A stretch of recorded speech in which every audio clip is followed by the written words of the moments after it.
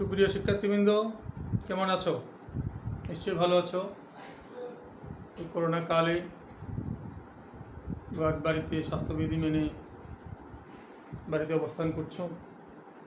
তোমাদের ছুটি আবার দীর্ঘায়িত হয়েছে, কাজে এই দীর্ঘায়িত সময়ের মধ্যে বসে থাকলে চলবে না।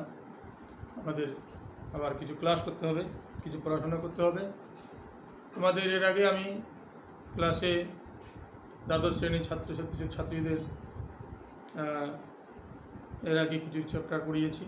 আজকে একটা নতুন চ্যাপ্টার পড়াই, সেটা হলো যে চতুর্থ অধ্যায় তোমাদের বই দ্বিতীয় পত্রের যৌথ মূলধনী কোম্পানির মূলধন। এই যৌথ মূলধনী কোম্পানির মূলধন পড়তে গেলে আগে যৌথ মূলধনী কোম্পানি কাকে বলে এটা একটু বলি। যখন কতিপয় ব্যক্তি মুনাফা অর্জনের উদ্দেশ্যে একত্রিত হয়ে চিরন্তন অস্তিত্ব সম্পন্ন দেশের প্রচলিত আইন অনুযায়ী যে কারবার করে তোলে সেটাকে বলা হয় মূলত যৌথ মূলধনী কোম্পানি। এই যৌথ মূলধনী কোম্পানি বাংলাদেশে সাধারণত তিন প্রকার দেখা যায়। কিছু আছে পাবলিক লিমিটেড কোম্পানি, কিছু আছে প্রাইভেট লিমিটেড কোম্পানি, কিছু আছে statutory company. Public limited company বা পাবলিক লিমিটেড কোম্পানি হলো যেগুলোর সদস্য সংখ্যা সর্বনিম্ন 7 জন এবং সর্বোচ্চ শেয়ারের সংখ্যা দ্বারা নির্ধারিত, সেগুলোকে পাবলিক লিমিটেড কোম্পানি বলি। আর যে সমস্ত কোম্পানির সদস্য সংখ্যা সর্বনিম্ন 2 জন এবং সর্বোচ্চ 50 জন, সেগুলো প্রাইভেট লিমিটেড কোম্পানি। আর যেগুলো দেশের সরকারি আইন অনুযায়ী যে সমস্ত কোম্পানি গঠিত হয় সেগুলো হলো বিধিবদ্ধ কোম্পানি। তো আমাদের এই যৌথ মূলধনী কোম্পানির মূলধনের আমাদের পড়াশোনাটা করতে গেলে আমাদের জানতে হবে যে এখানে তারা যে মূলধন কীভাবে সংগ্রহ করে। মূলধন সংগ্রহ করে মূলত এই শেয়ারের মাধ্যমে, শেয়ার বিক্রির মাধ্যমে। বাংলাদেশে তোমরা জানো যে দুটা শেয়ারের বাজার আছে, একটা ঢাকা স্টক এক্সচেঞ্জ লিমিটেড আর একটা হলো চিটাগাং স্টক এক্সচেঞ্জ লিমিটেড। এই দুইটা বাজারের মাধ্যমে এই সমস্ত পাবলিক লিমিটেড কোম্পানি সাধারণত শেয়ার বিক্রির মাধ্যমে মূলধন সংগ্রহ করে থাকে। তো শেয়ার বিক্রির মাধ্যমে মূলধন সংগ্রহ করতে গেলে আমাদের একটু শেয়ার সম্পর্কে জানতে হবে। শেয়ার কাকে বলে? শেয়ার হলো কোম্পানির মোট মূলধনকে যখন কতগুলো ক্ষুদ্র ক্ষুদ্র অংশে সমান ক্ষুদ্র ক্ষুদ্র অংশে বিভক্ত করা হয়, এক একটি অংশকে বলা হয় শেয়ার।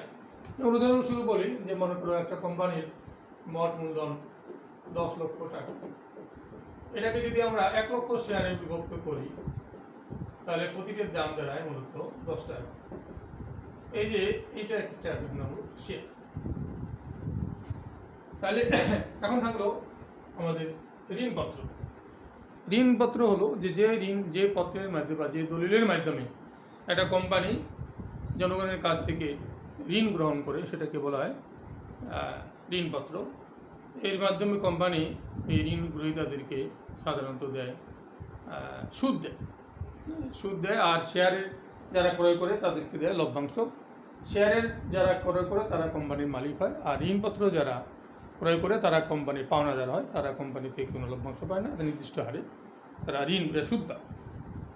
একটা যে স্টক হলো একটা পরিশোধিত মূলধনকে সাধারণ সভায় কোম্পানির সাধারণ সভায় যখন পরিশোধিত মূলধনকে বিভিন্ন অসম অংশে কিছু বিভক্ত করে বন্টন করা হয়, তখন সেটাকে বলা স্টক বলা হয়। শেয়ার এবং স্টক একই প্রচলিত আমেরিকা সাধারণত শেয়ারকে স্টকও বলা হয়। শেয়ার এবং স্টক অনেকটা একই রকম, তবে শেয়ারের মূল্য পরিশোধিত নাও হতে পারে, কিন্তু স্টকের মূল্য অবশ্যই পরিশোধিত হতে হয়। আর আমরা কোম্পানি অঙ্ক করতে গেলে আমাদের যেটা করতে হবে সেটা হলো যৌথ মূলধনী কোম্পানির মূলধন প্রকারভেদটা আমরা একটু জানবো। এখানে বলা আছে, প্রথমে আমরা বলছি যে অনুমোদিত মূলধন কাকে বলে। অনুমোদিত মূলধন হলো একটা কোম্পানি যখন গঠিত হয় তখন সর্বোচ্চ যে পরিমাণ মূলধন নিয়ে নিবন্ধিত হয় তখন সেটাকে বলা হয় অনুমোদিত মূলধন। যেমন মনে করি কিছুক্ষণ আগে যেটা বললাম, যেটা কোম্পানি 10 লক্ষ টাকা নিয়ে কারবার করবে সর্বোচ্চ। এই 10 লক্ষ টাকা 1000 শেয়ারে 1 লাখ শেয়ারে বিভক্ত, প্রতিটি শেয়ারের দাম 10 টাকা। এটার নাম হলো অনুমোদিত মূলধন। অর্থাৎ অনুমোদিত মূলধনকে আরেকটা বলে অভিহিত মূলধন বলা হয় বা নিবন্ধিত মূলধনও বলা হয়। বলার কারণ হচ্ছে যে তোমার কোম্পানিটা সর্বোচ্চ এই টাকা দিয়ে কারবার করতে পারবে, এর থেকে বেশি টাকা কারবার কোনো সময় করতে পারবে না। এটা হলো যে, তাহলে বোঝা যাচ্ছে অনুমোদিত মূলধন হলো যে মূলধনটা নিয়ে যে মূলধন প্রদর্শন করে মূলত একটা কারবার নিবন্ধিত হয়, তা সেটাকে বলা হয় অনুমোদিত মূলধন। ইস্যুকৃত মূলধন হলো এই যে আমরা বললাম 1 লক্ষ শেয়ার, এটা শেয়ার। তাহলে এই 1 লক্ষ শেয়ারের মধ্যে কোম্পানি যদি এখান থেকে যদি 10,000 শেয়ার বিক্রির জন্য বাজারে ছাড়ে, তাহলে সেটার নাম হলো অনুমোদিত ইস্যুকৃত মূলধন। এই 10,000 শেয়ার গুণন 10 সমান সমান 1 লক্ষ টাকা, এই মূলধনটার নাম হলো ইস্যুকৃত মূলধন। তলবকৃত মূলধন হলো যে এই যে 10 টাকা, এই 10 টাকাকে বিভিন্ন কিস্তিতে ভাগ করে নিতে পারে। আজকালকার প্রচলিত পদ্ধতি হচ্ছে যে এক কিস্তিতে ভাগ করে নেয় না, সব টাকাটা একসাথে নিয়ে নেয়। হ্যাঁ, তো এটা যদি কিছু অংশ বাকি থাকে, তাহলে সেই বাকি অংশটুকুর নাম হলো অতলবী। আর যেটুকু তলব দিবে সেটাকে তলব। যদি 10 টাকার ভিতরে যদি 60 টাকা তলব দেয়, তাহলে তোমার এখানে 10,000 গুণন 7 সমান সমান 70,000 টাকা নাম হলো তলবকৃত মূলধন। এই 70,000 টাকা যাদের কাছে চাওয়া হলো, তাদের মধ্য থেকে যতটুকু আদায় হবে সেটাকে বলা হয় আদায়কৃত মূলধন। হ্যাঁ, তার মানে হলো যে আদায়কৃত মূলধন হলো যে যেটুকু আমরা জনগণের কাছ থেকে বিক্রি করলাম, বিক্রি করার জন্য বাজারে ছাড়লাম, প্রসপেক্টাস দিলাম বা বিবরণপত্র ছাড়লাম, সেখানকার মধ্যে যে যত টাকা জনগণ বা শেয়ার হোল্ডাররা যত টাকা পরিশোধ করে সেটাকে বলা হয় আদায়কৃত মূলধন। অতলবী মূলধন হলো যে মূলধনের শেয়ারের যে অংশটুকু তলব এখনো দেওয়া হয়নি, সেটাকে বলা হয় অতলবী মূলধন। যেমন মনে করি যে 60 টাকা বললাম, 60 টাকা তলব দেওয়া হয়েছে, 3 টাকা তলব দেওয়া হলো না, তাহলে 10,000 গুণ 3 30,000 টাকা, এটার নাম হলো অতলবী মূলধন। আর সংরক্ষিত মূলধন হলো যে মূলধনের যে অংশটুকু একদম তোমার কি বলে যে তলব দেওয়া হবে না, আপাতত কোম্পানি বিলোপ সাধনের সময় সে টাকাটা কাজে লাগানো হবে, এইভাবে যদি কোনো সিদ্ধান্ত থেকে থাকে, তাহলে সেই অংশটাকে বলা হয় সংরক্ষিত মূলধন। তাহলে আমরা এই অঙ্ক করতে গেলে আমাদের এই মূলধনগুলো চিনতে হবে। এটা হলো অনুমোদিত মূলধন, ইস্যুকৃত মূলধন, তলবকৃত মূলধন, আদায়কৃত মূলধন, অতলবী মূলধন এবং সংরক্ষিত মূলধন। এবারে আমরা এই শেয়ার কীভাবে বিক্রি হবে, বিক্রির জন্য আমাদের বাজারে শেয়ার বিক্রি করতে হবে। সেই বাজার দুটোর নাম বলেছি হবে যে ঢাকা স্টক এক্সচেঞ্জে একটা চিটাগাং স্টক এক্সচেঞ্জ। এই দুইটা কোম্পানির এই দুইটির বাজারের মাধ্যমে জনগণের কাছে শেয়ার বিক্রির জন্য বিবরণপত্র বা বিজ্ঞপ্তি দেওয়া যায়। হ্যাঁ, সেটা কীভাবে শেয়ার ইস্যু কীভাবে হবে? শেয়ার ইস্যু সমহারে হতে পারে, অধিহারে হতে পারে, আবার অবহারেও হতে পারে। একটা শেয়ারের দাম কিছু আগে যেটা বলছিলাম যে 10 টাকা করে শেয়ারের দাম, এই 10 টাকার শেয়ার যদি বাজারে 10 টাকায় বিক্রি করা হয়, তখন সেটাকে বলা হয় সমহারে। আর 10 টাকার শেয়ারকে যদি বাজারে যদি চাহিদা বেশি থাকে, তাহলে তখন কোনো সময় 10 টাকার শেয়ারকে 15 টাকায় বিক্রি করা হয়। যখন এই অধিক মূল্যে বিক্রি করা হয়, তখন সেটাকে বলা হয় অধিহারে বন্টন। আর যদি শেয়ারের বাজারে যদি শেয়ারের দাম কম থাকে, কোম্পানি যদি নতুন হয়, মূলধন সংগ্রহ খুব প্রয়োজনীয়তা থাকে, সেক্ষেত্রে 10 টাকার শেয়ারকে কোনো সময় যদি 8 টাকা দামে বিক্রি করা হয়, তখন সেটাকে বলা হয় উপহারে শেয়ার বন্টন, মানে কম দামে বা অনুহারে শেয়ার বন্টন বলা হয়। তাহলে শেয়ার বিক্রি করার সময় আমরা সেটা সমহারে করতে পারি, আবার সেটা অধিকারে করতে পারি।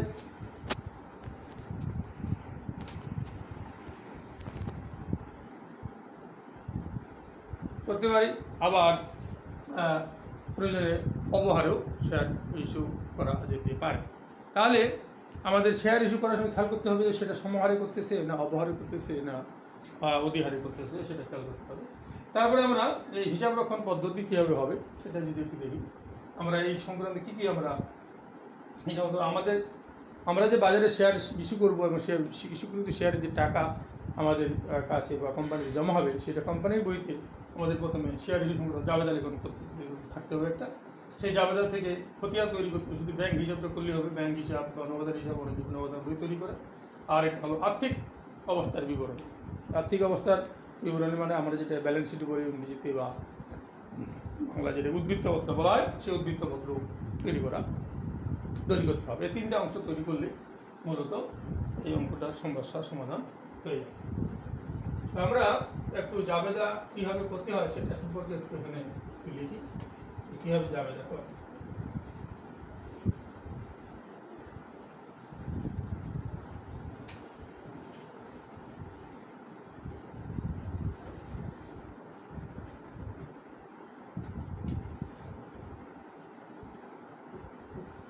যখন শেয়ার আবেদনের টাকা তখন ডাইরেক্ট হবে ব্যাংক ডেবিট, ব্যাংক হিসাব ডেবিট, আর শেয়ার আবেদন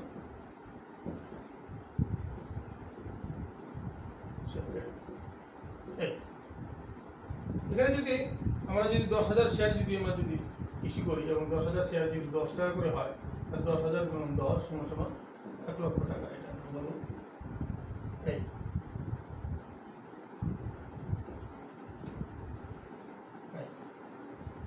আর 2 নম্বর যাবে যেটা হলো যখন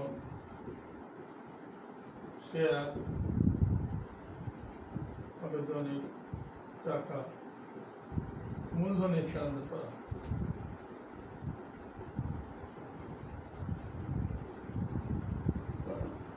তখন হবে শেয়ার আবেদন দেবে,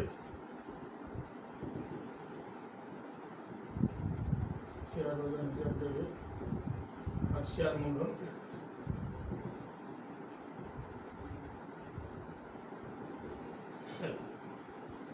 এই দুটি যাবে তাহলে। অনেক সময় দেখা যায় যে আমরা যতগুলো শেয়ার ইস্যু করলাম এই টাকার পরিমাণ এটা এটাই হবে। অনেক সময় দেখা যায় যে আমরা শেয়ার ইস্যু করলাম 10,000 কিন্তু আবেদন করলো 12,000, 2,000 অতিরিক্ত করলো। তাহলে 2,000 শেয়ারের টাকা তখন এটা ফেরত দেওয়া ছাড়া বুদ্ধি থাকবে না, কারণ আমরা বিজ্ঞপ্তিতে যতগুলো শেয়ার বিক্রি করবো ততগুলো বেশি কোনো সময় বিক্রি করার কোনো মানে যাবে না। আইন অনুযায়ী কম হলে কম করা যেতে পারে, কিন্তু বেশি বিক্রি করার কোনো ব্যবস্থা নেই। কাজে আমরা এখানে যদি আরেকবার একটু দেখি যে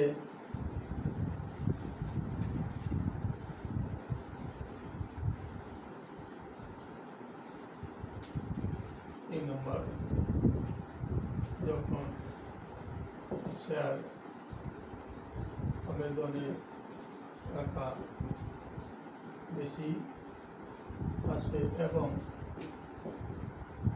ফেরত দেওয়া হয়। যদি আবেদনের টাকাটা যদি ফেরত দিয়ে দেওয়া হয় তাহলে আমরা আবেদন টাকা গ্রহণের সময় যে আবেদন করেছিলাম এটা তার বিপরীত করতে হবে। তখন আমরা করবো শেয়ার আবেদন দেবে,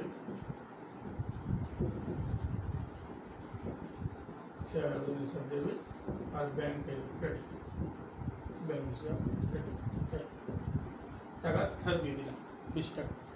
আবার যে অনেক সময় কি যে ফেরত না দিয়ে সংরক্ষণ করার ব্যবস্থা থাকে, এটা পদ্ধতিটা আমি তুলে দিয়েছে, এটা তোমার ফেরত দিলে এটা হবে। আর যদি কোনো সময় যত মানে শেয়ার যদি এটা সমাহারে ইস্যুর ক্ষেত্রে আমরা কিন্তু আলোচনা করলাম, এটা যদি অধিক হারে যদি বিক্রি হয় তাহলে কি হবে, এখানে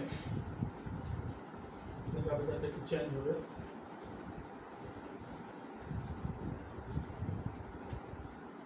সমহারে শেয়ার ইস্যু হলো, এবার অধিক হারে শেয়ার ইস্যু। 1 নম্বর যখন শেয়ার আবেদনের টাকা পাওয়া যায় তখন ওই আগের মতোই আবার ব্যাংক ডেবিট শেয়ার আবেদন ক্রেডিট ফেলিং বলতে ব্যাংক শেয়ার ডেবিট শেয়ার আবেদন। এটা যদি 10 টাকার শেয়ারকে যদি আমরা 15 টাকায় বিক্রি করি তাহলে 10,000 শেয়ার ধরলাম, 10,000 15, তাহলে এখানে 1,50,000 টাকা, 1,50,000 টাকা। ঠিক তবে 2 নম্বরে যখন শেয়ার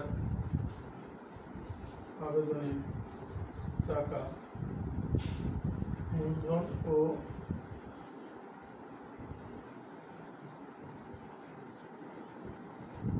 অধিহারে স্থানান্তর করা হয় তখন আমরা এভাবে লিখব, এটা শেয়ার আবেদন দেবে, শেয়ার মূলধন ক্রেডিট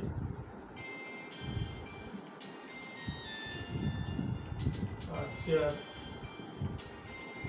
অধিহার ক্রেডিট।